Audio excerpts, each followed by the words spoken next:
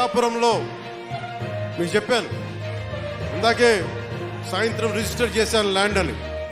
త్వరలోనే అక్కడ నా ఇల్లే కడతాను, ఆఫీస్ కూడా కడతాను, క్యాంప్ ఆఫీస్ ఇక్కడ కడతాను. నా పేరు అప్పారావు అండి. మా ఇంటి పేరు వడ్లమూరు అండి. నేను ఇక్కడ చిన్న రైతునండి బాబు. 11 సెంట్లు స్థలం ఉంది. ఈ గేదెలు మేపుకుంటే ఇక్కడ ఉంటామండి. ఇక్కడ రైతులకి అందరికీ కళ్యాణ్ బాబు వల్ల మేలు జరుగుతుందండి. ఈ కాలువలు గట్ట తవ్వింతన్నారండి. తవ్వింతారు రైతులందరూ చాలా ఆశతో చూస్తున్నారండి. కళ్యాణ్ బాబు గారు రావడం చాలా మేలని అందరూ సంతోషించారు.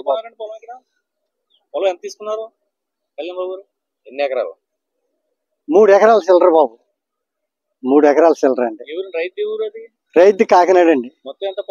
పొలం ఎంత 16 ఎకరాలండి. అందులో 3 ఎకరాల చిల్లర తీసుకున్నారండి.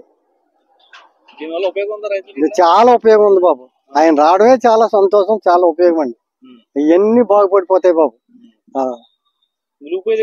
ఎప్పుడు మునిగిపోయేదండి. మునిగిపోయేది. ఇప్పుడు అధికారులు అందరూ చక్కగా పని చేస్తారండి. చేయకపోతే కళ్యాణ్ బాబు గారు ఊరుకోరండి. పైన ఏలేరు కాలువ ఉందండి బాబు. ఆ కాలువ వల్లే మునిగిపోతాయండి.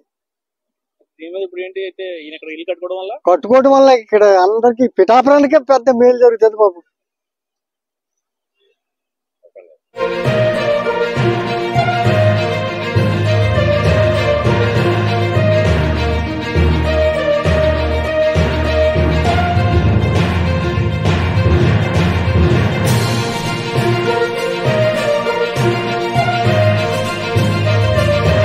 పిఠాపురంలో మీకు చెప్పాను ఇందాకే సాయంత్రం రిజిస్టర్ చేశాను ల్యాండ్ అని.